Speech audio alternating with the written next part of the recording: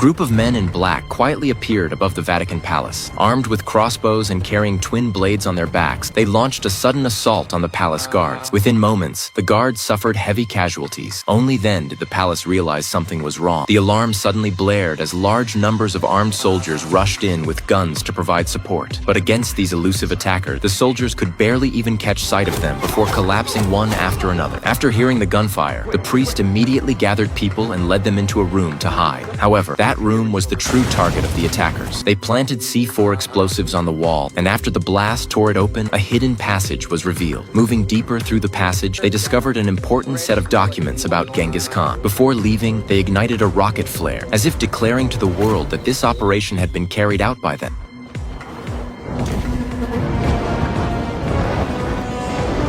The incident instantly shocked the entire city, and every faction began searching for traces of the mysterious group. At that moment, a butler approached David and Betty, saying his employer possessed information about the attackers. According to him, the group was searching for a banner that once belonged to Genghis Khan 800 years ago, and his employer hoped to cooperate with them to obtain it before the others did. However, when the two arrived to meet the wealthy man, they found him already a cold corpse, stabbed 24 times, clearly silenced by the mysterious organization. The only remaining lead was the tycoon's daughter, Nancy. Nancy had once been David's fiancée. With her help, the three returned to the tycoon's room and discovered a hidden safe. Inside, aside from a pile of documents, there was also a special seal. Engraved on the surface was a line of Chinese text. After checking it, they learned it was the address of a photo studio in Hong Kong. The three immediately decided to head to Hong Kong, unaware that a pair of eyes had already been secretly watching them from afar. Soon they arrived and made their way to the alley where the studio was located. It looked completely ordinary, with only an old man guarding the shop entrance. The old man couldn't speak English, so Betty spoke with him in Cantonese.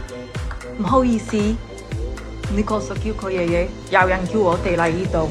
They showed him the seal, and upon seeing it, the old man finally pointed them in the right direction. Unexpectedly, hidden behind the photo studio was an underground bank. Security there was extremely tight, with guards stationed at every level. Nancy handed the seal to the manager, who then produced a registration book and asked her to sign it. When Nancy opened the ledger, she was stunned to see it filled with the names of her grandfather and father. At that moment, she realized her family seemed to be hiding a massive secret. After completing the registration, they received a stack of documents. Through a roll of film among them, they saw images of Genghis Khan and the banner. The group decided to bring the materials back to Rome first and study them carefully.